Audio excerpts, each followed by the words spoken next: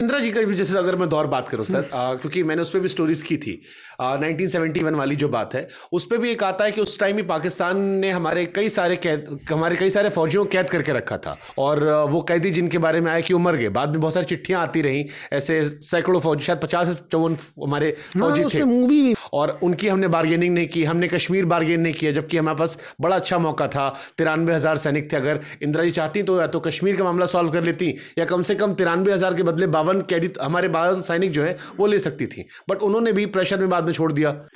एक युद्ध के बाद बहुत बड़ा, एक इतना बड़ा युद्ध होने के बाद भी कहीं ना कहीं अमेरिका का प्रेस्टीज इस दाव पे लग गया था। हाँ। निक्सन, उसकी पूरी इज्जत प्रतिष्ठा दाव पे हो गई, इंदिरा जी ने पूरा बर्बाद कर दिया था। तो कहीं ऐसा ना हो कि इंदिरा गांधी का जिद अमेरिका के लिए द्वितीय पर्ल हार्बर ना बन जाए, क्योंकि अमेरिका का ईगो होता तो लड़ जाता, डायरेक्ट आके भारत से लड़ जाता। ट्रम्प पगलाया आजकल, जैसे ट्रम्प पगलाया, निक्सन तो एक से बड़ पागल था।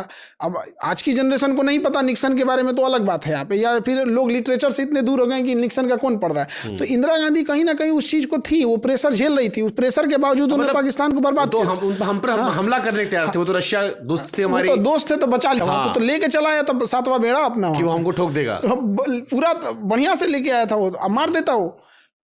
अमेरिका अपने एलाइज को कभी नहीं छोड़ा है, पूरा उसका हिस्ट्री रहा है, अपने एलाइज को उसने हमेशा बचाया, भले लेट से बचाया है।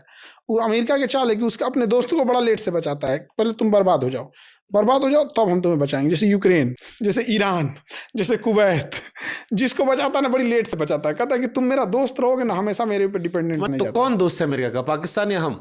उस समय तो वही था। आज के दौर पे भी वो पाकिस्तान को ही हम लोग के लिए रखता है, क्योंकि उसे पता है कि चाइना के बाद इंडिया को काउंटर करना है, और इंडिया के लिए पाकिस्तान है।